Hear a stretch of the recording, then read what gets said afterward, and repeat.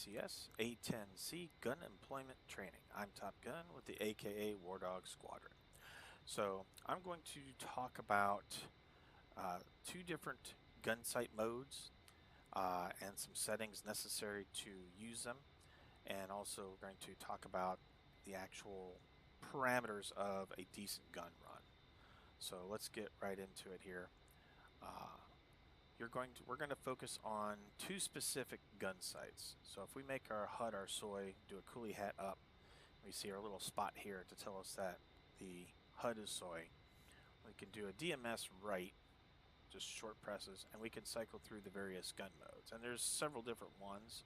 We're going to focus on one specific gun mode, and then we're going to focus on a secondary. So this is the primary gun mode, and you'll see a double ring and the numeric there. So the double ring is going to be a range indicator, a visual range indicator, and then the numeric is just the digital version of that. But let's show you what happens when we put this over a target, because this isn't a perfect sight. So let's make our targeting pod our sensor of interest, and we'll go ahead and put the diamond over something, we'll say a building or something, and TMS forward short to ground stabilize, and TMS forward short in the targeting pod to go into point mode, and then TMS forward long to make that our SPI, and we'll overfly that and come back around and show you what this will look like.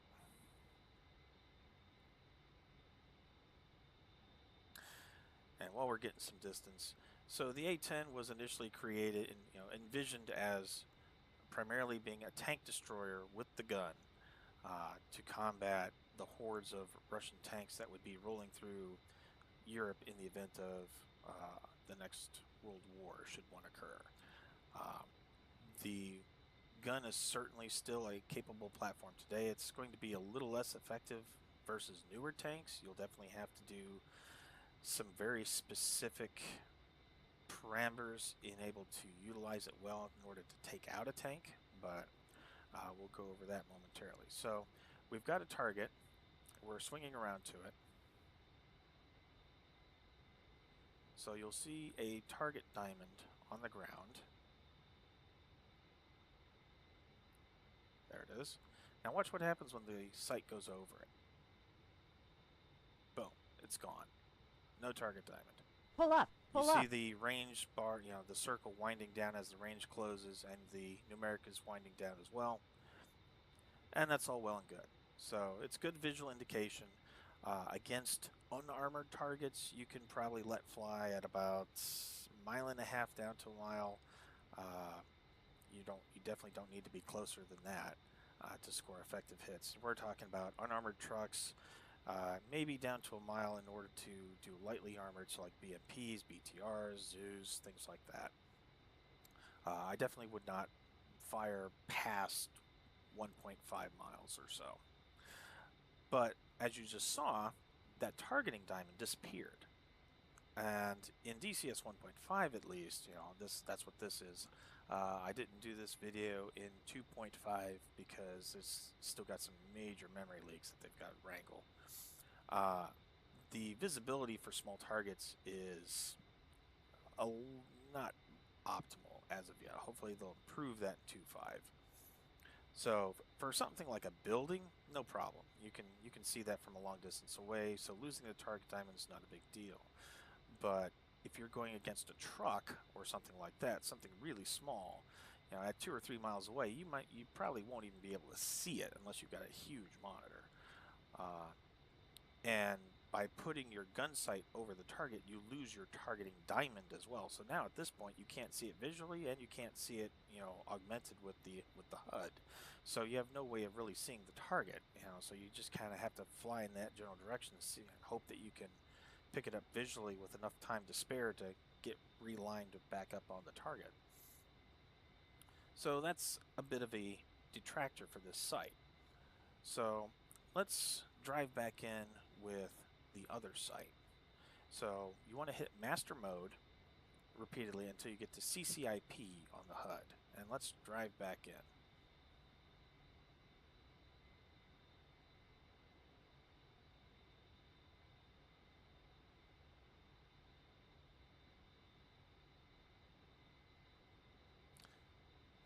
Looks like I lost my target, so no, not a big deal. Let's just make a new target real quick. Okay.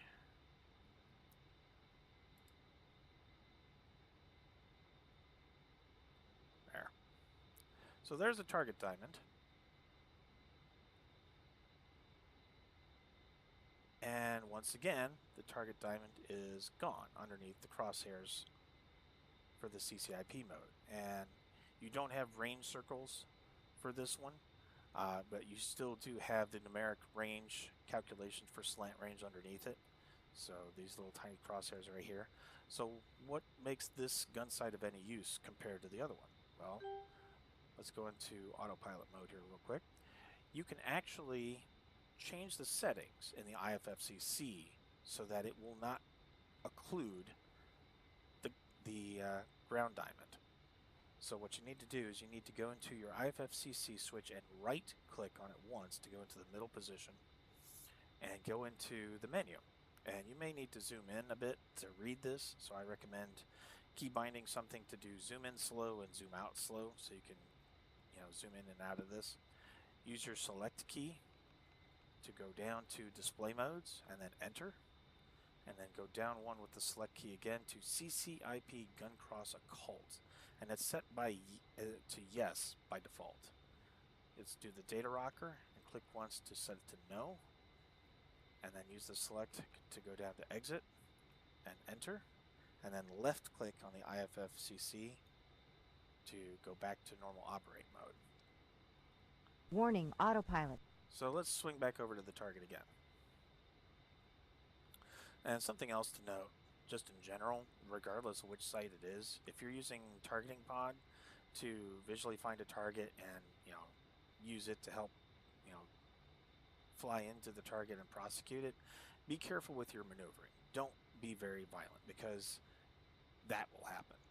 Your targeting pod may lose lock and it may go helter-skelter. It may snap back to the target, and if you're maneuvering hard, it may not.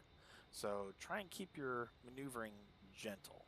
It doesn't have to be pillow soft, but don't be violently flinging the aircraft around. So let's put the gun cross over the target again. And there you go. I still have my targeting diamond, even though the crosshair is right over it. So that's the advantage for this mode. And actually, I kind of prefer this mode over anything else, because I don't have a tiny screen, but I don't have a huge one either. So trying to spot a truck even just 2 miles away can be kind of difficult for me. So I really want that targeting diamond to remain visible, so I can stay on target as best as possible while I'm coming in. So those are the two gun modes.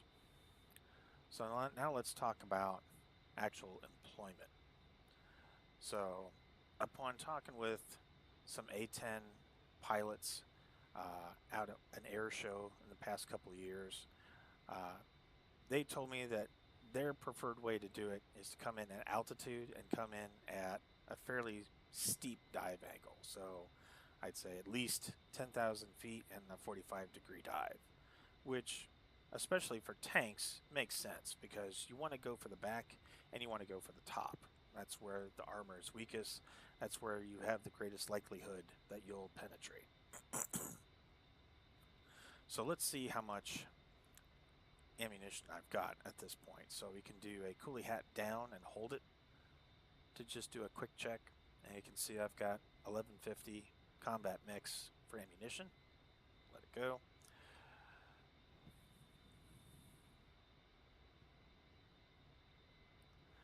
So let's go find ourselves a tank.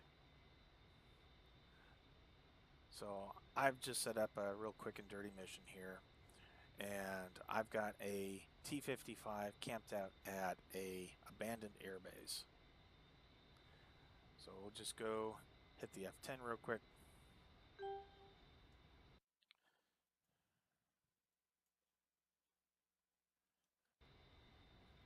and it's due south, so we're heading in the right direction.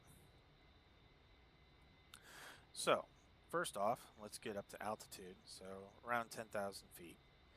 And bear in mind, that's 10,000 feet above ground level. So if you're, in an area where the terrain is currently around 5,000 MSL, you're going to want to be around 15. So we'll go over determining the altitude by using a mark point. So we're coming up on 10,000 feet.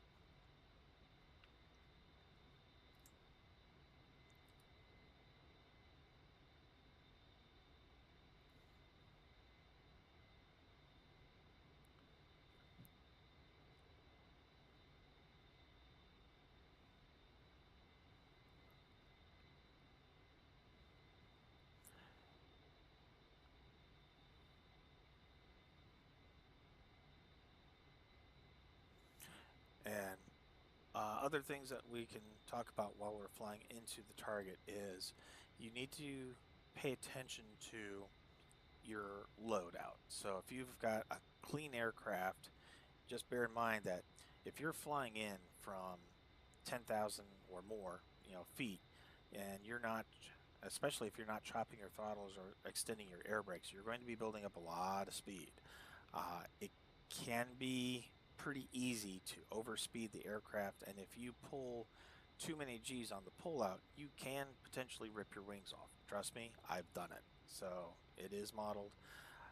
Also, bear in mind that for armored targets, so BTR, BMPs, especially tanks, things like that, most of those types of vehicles have at least some form of an anti-aircraft weapon on board, some sort of a machine gun of various calibers and whatnot.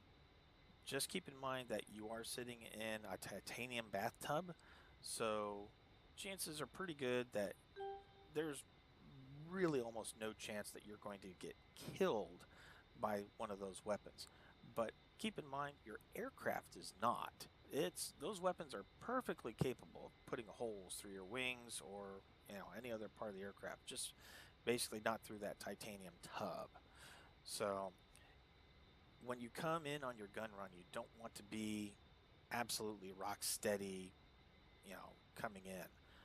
You want to try and come in at least at a little bit of a turn or bank angle as you're coming in to make yourself a little bit more of a difficult target. If it's an unarmored target, if it's a target that doesn't require coming at it from a specific direction, you're not going after a tank, so you have to come at it from the back end, regardless of which way it may be pointing. If you're going after something like a BMP or something like that, it wouldn't hurt to circle around the target and come at it from the direction of the sun, so that if they're trying to aim at you, they're basically pointed straight up into the sun. Not a bad tactic to do. Now, whether or not that has any effect on the AI and DCS, that's unknown. But it's certainly worth trying. So anyways, let's go ahead and find our target here. I already know where to look. So we'll zoom in, put white hot, and we'll zoom in here.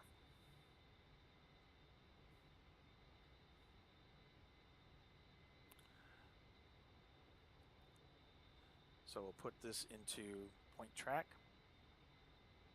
and we'll make it our target point.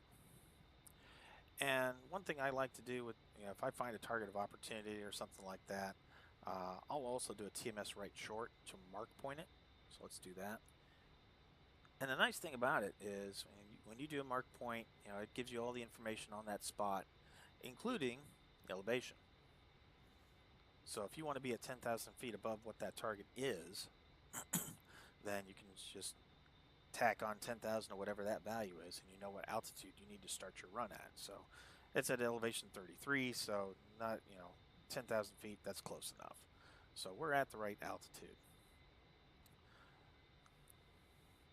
So for a vehicle like a tank, for a BMP or BTR, things like that, you can come at them from any direction. You're going to blow them away as long as you get rounds on target, regardless. For a tank, however, you want to be coming in from the back, no questions asked. So you need to, so this is where the TGP really helps you out. If you can find a target and get the TGP on it, you can zoom in, you can see what angle you're coming at. I'm almost coming in right now at a rear aspect shot. So we want to come in from 10,000 feet above ground level, and you want to wait till about 3.5 miles away before you start your dive in. That should put you at about a 40 to 50 degree dive as you're coming into the target. And I'm just going to do a straight in run, but you know, like I said, you can try and come at this from not directly behind, come at it a little bit from the side and just dive and turn in as you get better at doing the gun runs.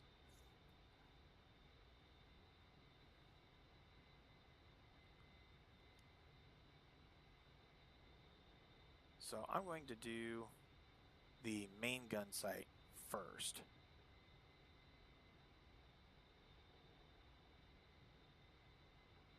And I'll purposely try and miss.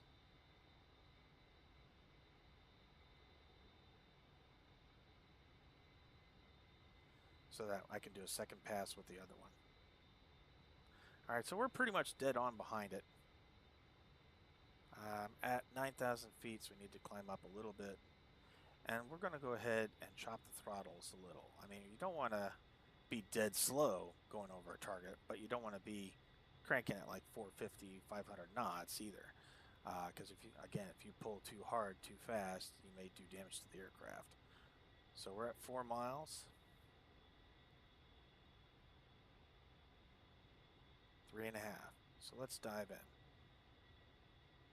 Again, trying to be slow so we don't lose the targeting pod. And the first stage of the trigger pull is pack 1. That's precision attitude control. And again, I'm going to aim a little long so I don't hit it directly. And inside, and for tanks, pull up. You want to be inside of 1 mile.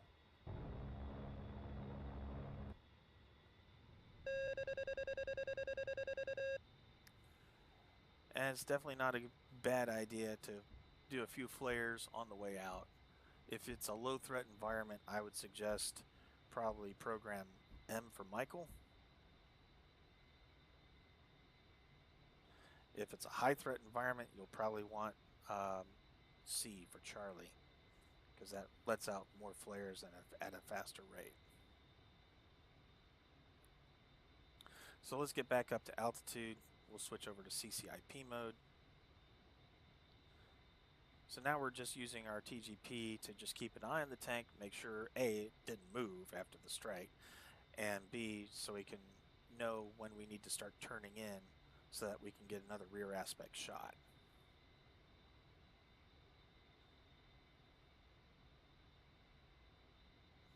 Okay, so we're more than 3.5 miles away, so we're good enough distance that we can turn in whenever we want. So now we just got to get our altitude back.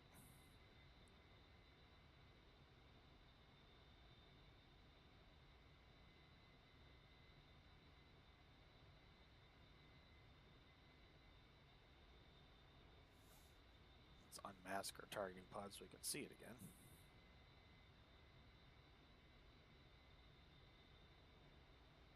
Okay, we're up to 8,000, so we're almost there. And just because you hit a tank, even with the combat mix, doesn't mean you're going to kill it. Tanks are pretty difficult to kill.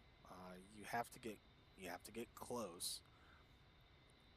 And I've set this tank to hold fire, so it's not firing at me. So you will receive some fire coming in on one.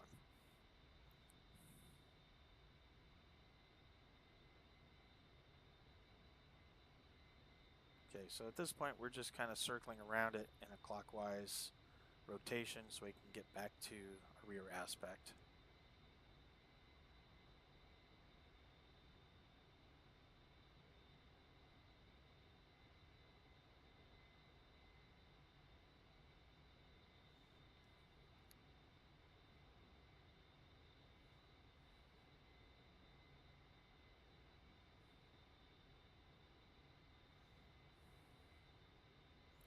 So this time we'll go ahead and try and dive in and turn a little bit.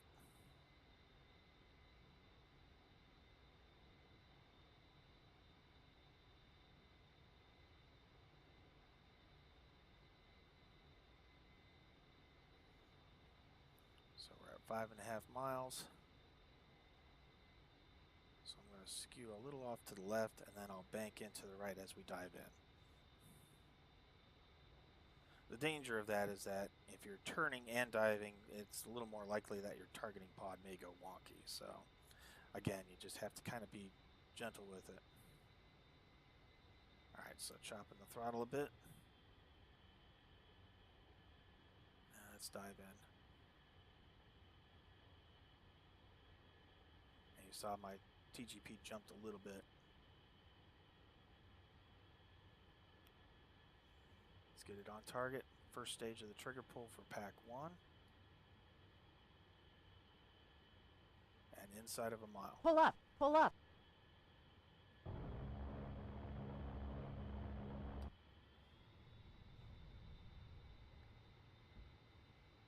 Off the target, turning and flaring.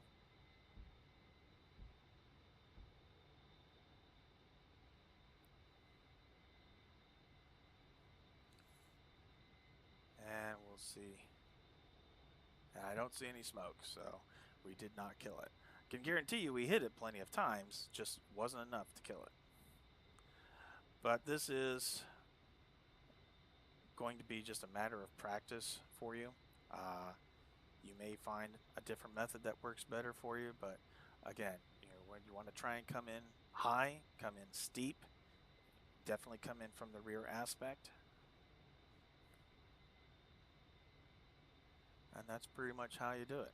So, as always, if you have any questions, comments, concerns, please feel free to contact me. Thank you very much.